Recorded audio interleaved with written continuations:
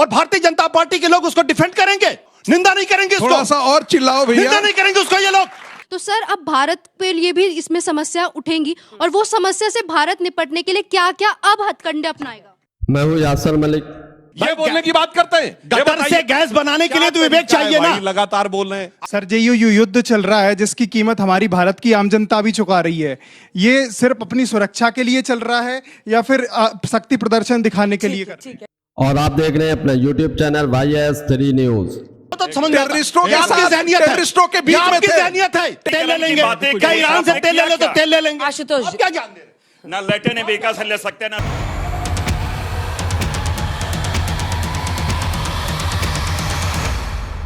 Iran Israel युद्ध पर जनता ने जब तीखे तीखे सवाल पूछे तो बीजेपी के प्रवक्ता कैसे घबराने लगे, बीजेपी के प्रवक्ता कैसे दुम दबाकर भागने लगे। मोदी मीडिया एंकर अंजना उनका शब्द भी इस बार बीजेपी के प्रवक्ता सुधांशु त्रिवेदी को नहीं बचा पाई और हर डिबेट में राजनीतिक विश्लेषक बनकर आते हैं जो संगीत रागी, उनकी कैसी धज्जियां उड़ाई है। वरिष्ठ पत्रकार आशुतोष ने इन दोनों के बीच बहुत तीखी बहस गर्मा गर्मी हुई है और कांग्रेस के प्रवक्ता ने भी संगीत रागी की धज्जियां उड़ाकर रख दी, बीजेपी के प्रवक्ता ही धज्जियां उड़ाकर रख दी। वरिष्ठ पत्रकार आशुतोष ने बहुत अच्छी बातें बताई हैं जो कि बहुत जरूरी है सबको जानने के लिए। ईरान इजराइल युद्ध पर क्या भारत की रणनीति है वो भी इस डिबेट में पता चलेगा। तो इस डिबेट में गोदी एंकर की बेइज्जती हुई है, बीजेपी प्रवक्ता ही धज्जियां उड़ाई गई है और साथ के साथ संगीत रागी की तो बखिया उधेड़ कर रख दी है। वरिष्ठ पत्रकार आशुतोष, कांग्रेस के प्रवक्ता और साथ के साथ वहां मौजूद जनता ने तीनों की लंका लगा दी। तो पूरी डिबेट देखिए। सांसद जी सुनिए ना, निश्चित रूप से सांसद जी जो सवाल है उस पर आते हैं कि सवाल ये कि जय फिलिस्तीन का बैग तो प्रियंका जी उठा लेती हैं, जय यूक्रेन का बैग भी उठा ले,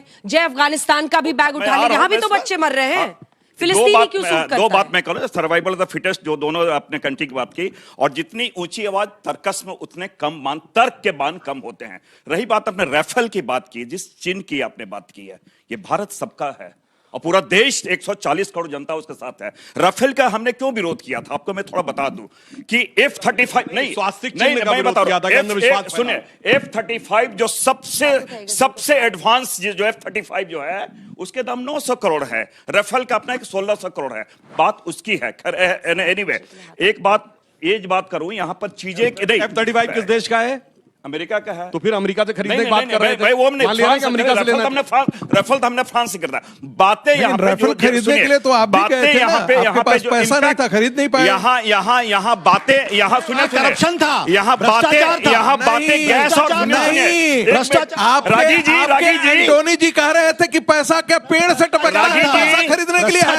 रागी जी ये सच्चाई है दोस्त जो एप्स्टीन फाइल में जाके घूम रहे हैं। अफसोस जी, आप संघ परिवार से ना, वाजपेयी जी की बात सुन लीजिए, बोलने के लिए वाणी चाहिए लेकिन चुप रहने के लिए वाणी और विवेक दोनों चाहिए। मैंने आपको मैंने व्यवधान नहीं किया, मेरी बात भी आप सुन ले। मैं अपने नेतृत्व को भी समझाया कीजिएगा।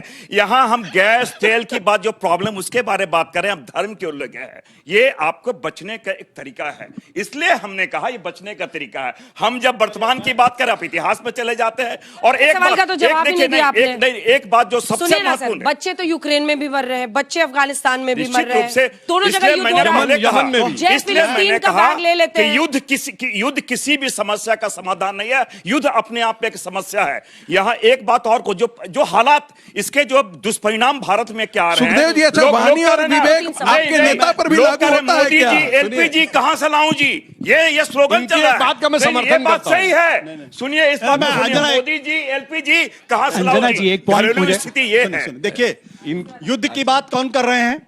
जिनका कोई इतिहास ही नहीं आजादी की लड़ाई में लड़ने का। अब ये यहाँ खड़े होकर शेर की तरीके से बोल रहे हैं। बात आम की शेर की तरीके से बोल रहे हैं। बेचने आ गए। हकीकत ये कि बंदे मातरम कहके, बंदे मातरम कहके कोई आदमी फांसी के फंदे पर नहीं चढ़ा। बात एक आदमी आजादी की लड़ाई में नहीं जेल गया, एक आदमी फांसी के फंदे पर नहीं चढ़ा। यहाँ आपको बता रहे हैं, अरे जब लड़ने की जरूरत थी तब सोनिया गांधी जी लड़ाई लड़ रही थी, बिल में घुसे हुए थे, सोनिया गांधी जी घुसे हुए लड़ रही थी भारत की आजादी की। अभी आजादी अबे ज्ञान दे रहे, दूसरे एक वाक्य मैं ये जानना चाहता था कि चलिए जो 7 अक्टूबर 2023 को जो हुआ वो बहुत ही निंदनीय घटना थी, पूरी दुनिया ने इसको कंडेम किया, लेकिन क्या उसके बदले में आप गजा के 72,246 लोगों का कत्ल करेंगे, मासूम बच्चों का कत्ल करेंगे, महिलाओं का कत्ल करेंगे और भारतीय जनता पार्टी के लोग उसको डिफेंड करेंगे उसको, निंदा नहीं करेंगे उसको। थोड़ा सा और चिल्लाओ भैया। निंदा नहीं करेंगे उसको ये लोग।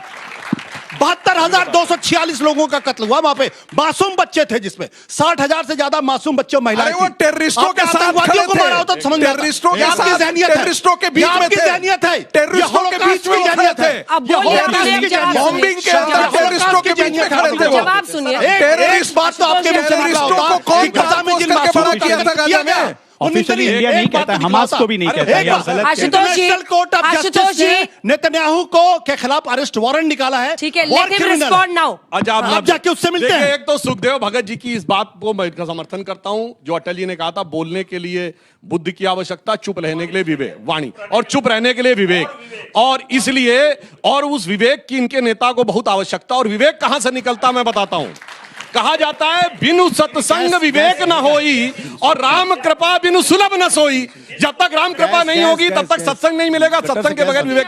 पर एक बात मैं कहना चाहता हूं, सुनिए, एक मिनट सर, अपने वर्तमान में एक मिनट, अभी आशुतोष जी ने इतना लंबा बोला, अरे मैं भाई, एक बात आप बोल दूं, देखिए, सुनिए, भाई, ये बोलने की बात करते हैं, ये गटर बताइए, से गैस बनाने के लिए तो क्या विवेक तरीका है चाहिए ना। भाई, लगातार बोल रहे हैं। आज क्या गटर हो से गया, गैस सर? बनाने के लिए तो विवेक चाहिए एक कि नहीं मिनट चाहिए? सुनिए भाई, हो गया। अब ये उससे चलेगा। सोना भी बना अब लेते सुनिए, हैं ना। एक मिनट, सर, आलू से गटर सोना भी गैस राहुल बनाने के लिए गांधी बना विवेक लेते चाहिए या हैं। नहीं चाहिए? एक मिनट, अब मैं बताना चाहता हूं, अभी इनकी पोल खोलता हूं। ये आप तो 2006 स्टूडेंट में बताओ। इंटरनेशनल गटर से गैस बनाने के लिए एटॉमिक विवेक एनर्जी चाहिए, नहीं एजेंसी, चाहिए? क्या लगातार क्यों बोल रहे हैं भाई? आशुतोष जी, अब अभी आप भाई, सुनने गैस दीजिए। से अभी गटर से चलेगी, गैस बनाया ठंडक जा पड़ सकता है। जाएगी। सर सुनिए तो, कोई शॉर्टेज ही नहीं है। ये बताइए, सुनिए, एसएम कृष्णा भारत के फॉरेन मिनिस्टर बैठे हुए हैं, वीडियो अवेलेबल है, और हिलेरी क्लिंटन अमेरिका की फॉरेन मिनिस्टर। एसएम कृष्णा यूं बैठे हैं और हिलेरी क्लिंटन बोल रही है, now India has decided that they will not purchase oil from Iran.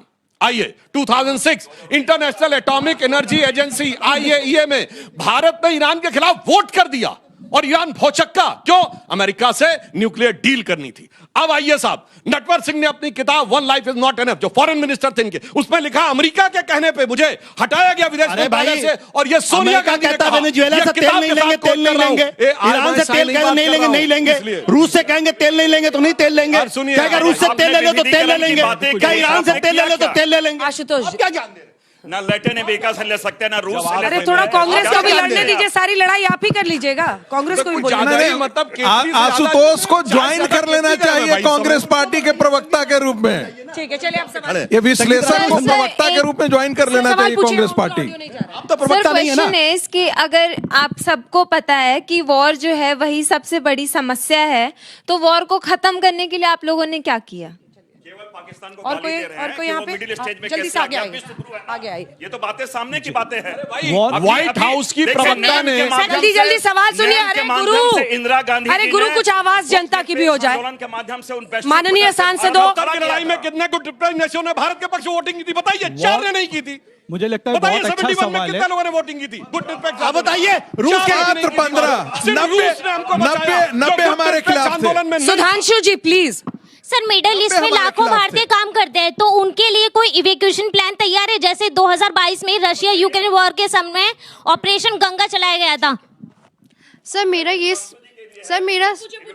मेरा सवाल, सांसद जी, सर मेरा सवाल ये है कि जैसे कि आप लोगों ने कहा हम तो कि ये जो इटली से युद्ध ले है आते वो हैं अभी उठा और समय करके। तक चल सकता है। Evacuation plan है। अभी आपने कहा कि जैसे युद्ध जो है वो थोड़े और समय तक के लिए चल सकता है, तो सर अब भारत के लिए भी इसमें समस्या उठेंगी, और वो समस्या से भारत निपटने के लिए क्या क्या अब हथकंडे अपनाएगा?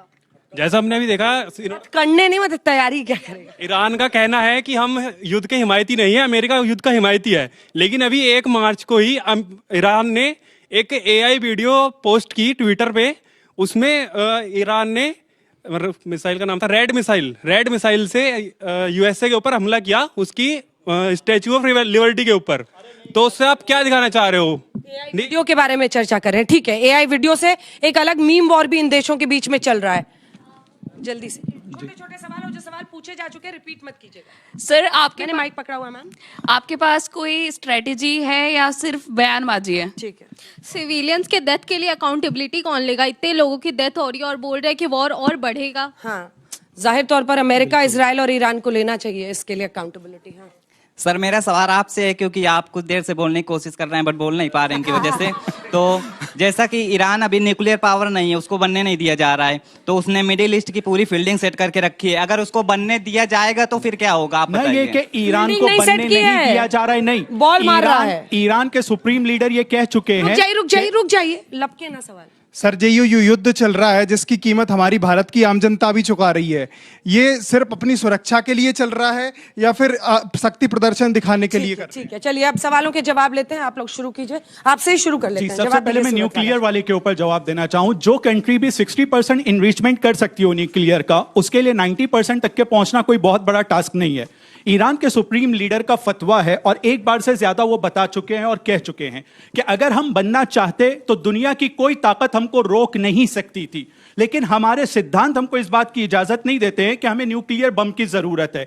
ईरान के पास ये 60% की भी जो टेक्नोलॉजी है उस जमाने में आई है कि जब दुनिया ने चारों तरफ से इसको सैंक्शन में घेर कर रखा था। तो इस हिसाब से ईरान बनना नहीं चाहता है और उसने ये लाइन अपने लिए डिफाइन कर रखा है कि नहीं बनना। इसीलिए मैं सुधांशु जी को भी कहूंगा कि ईरान वो कंट्री नहीं है कि जिसने कभी न्यूक्लियर के लिए बम बनाने की कोशिश भी किया हो। ये गलत इंफॉर्मेशन थी। सुधांशु जी जवाब दीजिए।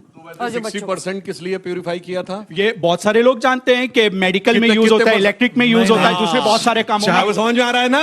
सबको समझ में आ रहा है ना कि मेडिकल में यूज होता है, इलेक्ट्रिसिटी में यूज होता है। सारे दुनिया के देश यही कहते हैं। और मैं ये भी बताना चाहता हूं, एक बच्ची ने बहुत अच्छा सवाल पूछा था कि हम कर क्या रहे हैं। एक सीरियस बात, प्रधानमंत्री जी ने एक तो इवैक्यूएशन की बात बताई, तो उन्होंने कहा 1 करोड़ लोग मिडिल ईस्ट के देशों में रह रहे हैं।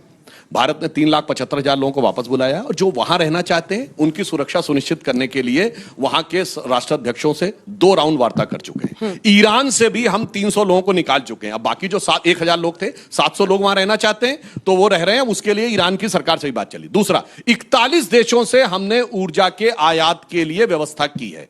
हमने अपना LPG का जो प्रोडक्शन है वो 40% यानी मैक्सिमम कैपेसिटी में बढ़ा दिया है। और भारत की कूटनीतिक दक्षता समझिए, रशिया से आने वाले 7 टैंकर जो टुवर्ड्स चाइना जा रहे थे वो डाइवर्ट होकर भारत की तरफ आए। रशिया से हमने बातचीत करके यह व्यवस्था की है। अर्थात इस समय सरकार को जो करना चाहिए, सरकार पूरी तरीके से ईरान ने कहा भी है कि भारत का भी चाइना, रशिया, पाकिस्तान सबकी तरह वो जहाज आने देगा। आपको ये डिबेट देखकर कैसा लगा, इस पर अपनी राय जरूर देकर जाइए। जो जनता ने सवाल पूछे और जो वरिष्ठ पत्रकार आशुतोष ने धज्जियां उड़ाई हैं उसके बारे में क्या कहते हैं, कमेंट जरूर कीजिए।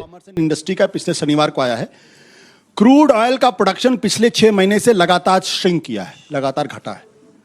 नेचुरल गैस का प्रोडक्शन पिछले 20 महीने में लगातार घटा है। रिफाइनरी प्रोडक्ट्स का जो है वो 11 महीने में से 6 महीने प्रोडक्शन घटा है। और फर्टिलाइजर का प्रोडक्शन पिछले सालों में लगातार घटा है। ये सरकार की तैयारी है। प्रधानमंत्री जी आपने बात की है, उन्होंने घोषणाएं की, आश्वासन दिया, लेकिन रोड मैप नहीं है। आपने वेकेशन के बाद क्या कोई टाइमलाइन आपने दिया है क्या? वो भी नहीं दिया। जल्दी से 2 लाइन से। इसलिए अच्छा, दूसरी बात सुनिए। देखिए पूरी दुनिया कहां कराह रही है और इसके बाद ऐसी क्राइसिस में आप हमेशा तुलनात्मक दृष्टि से देखते हैं कि बाकी। तो दोस्तों, आप लोगों ने ये पूरी डिबेट देखी। आप लोग इस डिबेट के बारे में क्या कहते हैं, अपनी राय इस पर जरूर देकर जाइए। ईरान, इजराइल और अमेरिका के बीच जो युद्ध हो रहा है वो उससे पूरी दुनिया प्रभावित हो रही है।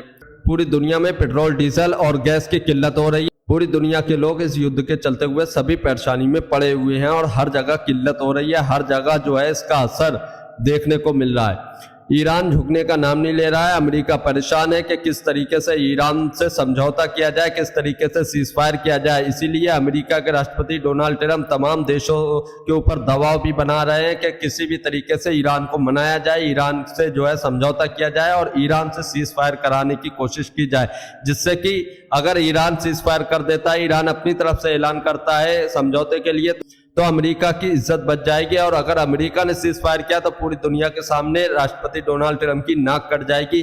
लेकिन ईरान ने साफ तौर पर मना कर दिया है कि वो किसी भी तरीके से अब सीज फायर नहीं करेगा, समझौता नहीं करेगा। और अगर जब उसे करना होगा तो वो अपनी शर्तें रखकर करेगा, किसी के सामने झुकेगा नहीं।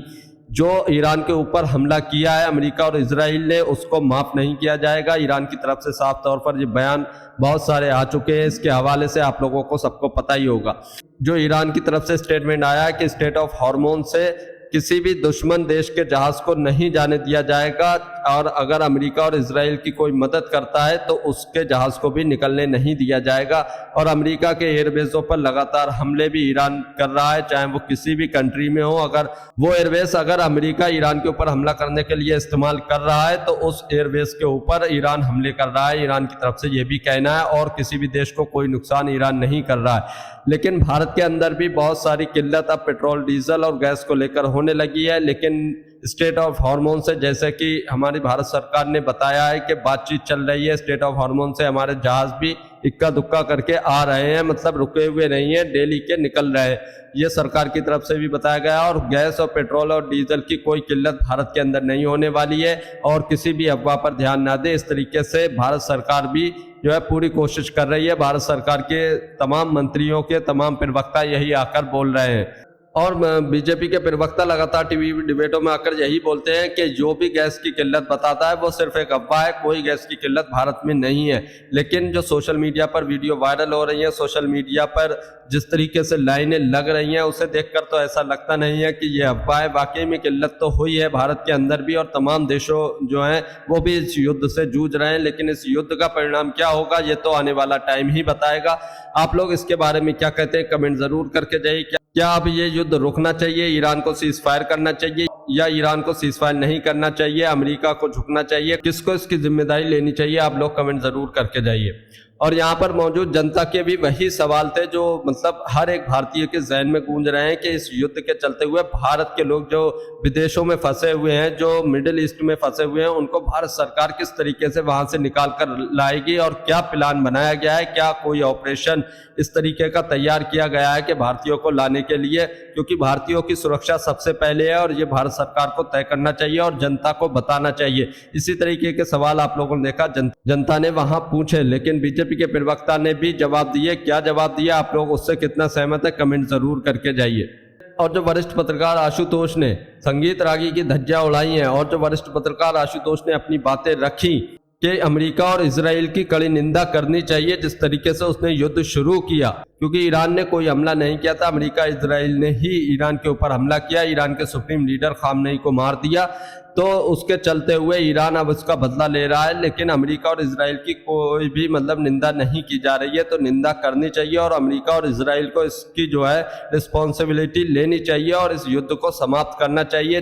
तो आप लोग इसके बारे में क्या कहते हैं कमेंट जरूर कीजिए। वरिष्ठ पत्रकार आशुतोष ने जितनी भी बातें कही आप उससे कितना सहमत है उस पर भी जरूर बताकर जाइए। अगर आप भी गोदी मीडिया का विरोध करते हैं तो हमारे चैनल YS3 न्यूज़ को अभी सब्सक्राइब कीजिए। वीडियो अच्छी लगी है तो इसको एक लाइक एक कमेंट जरूर करके जाइए। और आप लोग ये भी बताकर जाइए जो जनता ने सवाल पूछे क्या बीजेपी प्रवक्ता ने उसके सही जवाब दिए या नहीं दिए, कमेंट जरूर कीजिए।